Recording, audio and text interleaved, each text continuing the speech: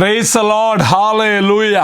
യേശുവിൽ ഏറ്റവും പ്രിയമുള്ള മാതാപിതാക്കളെ, സഹോദരി സഹോദരന്മാരെ, പ്രിയ കുട്ടികളെ, നാം ധ്യാനിക്കുന്നത് എന്താണ് സൗഖ്യത്തിൻ്റെ പൂർണ്ണത.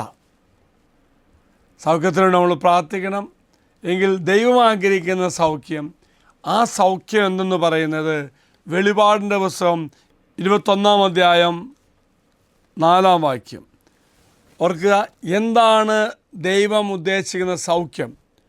അന്ന് അവരുടെ മിഴികളിൽ നിന്നും കണ്ണുനീർ തുടച്ചു നീക്കും. ഇനി മരണമുണ്ടാകുകയില്ല, ഇനിമേൽ ദുഃഖമോ മുറവിളിയോ വേദനയോ ഉണ്ടാവുകയില്ല, പഴയതെല്ലാം കടന്നുപോയി. Praise the Lord. ഇപ്പോൾ രോഗപീഠകൾ നാം അനുഭവിക്കുന്ന വേദന, അപ്പോൾ തമ്പുരാൻ തന്ന ഈ സൗഖ്യം എന്ന് പറയുമ്പോൾ ഇനി ഒരിക്കലും വേദനയില്ല. അപ്പോൾ ഈ സൗഖ്യം പൂർണ്ണമാകുന്ന എവിടെയാണ്? സ്വർഗത്തിൽ.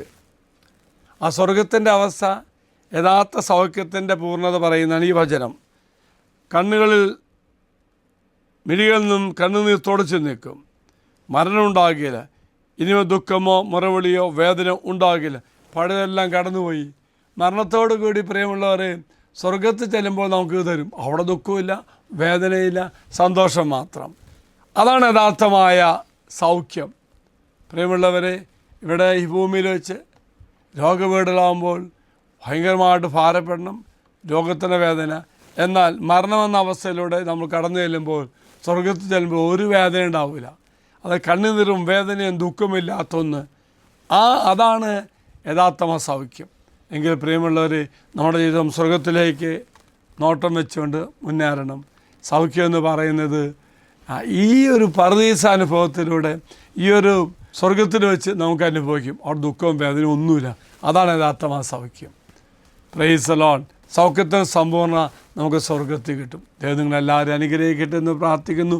നിങ്ങളുടെ സകല നിയോഗങ്ങളും ഈ വാഗ്ദാന പേടകത്തിലേക്ക് വെക്കട്ടെ. അച്ഛൻ സമർപ്പിക്കാം, അനുഗ്രഹിക്കാം. ഈശോ നിങ്ങളെല്ലാവരും അനുഗ്രഹിക്കട്ടെ. ഈശ്വര ആശീർവാദം തരാം. നമ്മുടെ കർത്താവായ ശമിശിഹായുടെ കൃപയും പിതാവായ ദൈവത്തിൻ്റെ സ്നേഹവും പരിശുദ്ധാത്മാവിൻ്റെ സഹവാസവും കൂടെ ഉണ്ടായിരിക്കട്ടെ, ഇപ്പോഴും എപ്പോഴും എന്നേക്കും. ആമേൻ. ഒരു നല്ല ദിവസം ആശംസിക്കുന്നു. എല്ലാവരും കർത്താവ് അനുഗ്രഹിക്കട്ടെ.